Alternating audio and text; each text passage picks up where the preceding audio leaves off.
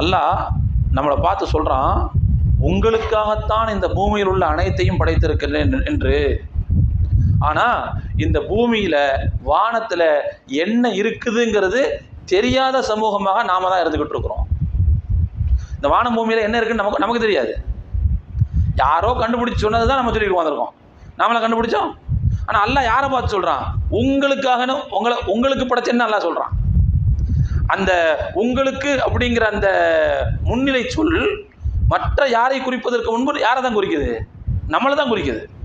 இப்போ அல்லாஹ் நமக்காகவே படைத்திருக்கிறேன் என்று சொல்லியிருக்கும் போது இந்த பூமியை பற்றியும் வானத்தை பற்றியும் விவரம் புரியாத சமூகமாக நாம் இருந்து கொண்டிருக்கிறோம்.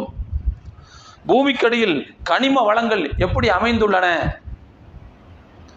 மலைகள் எவ்வாறு பூமியில் ஊன்றப்பட்டுள்ளது, காடுகளின் இயற்கை வளங்கள் என்னென்ன இருக்குது, பூமி முழுவதும்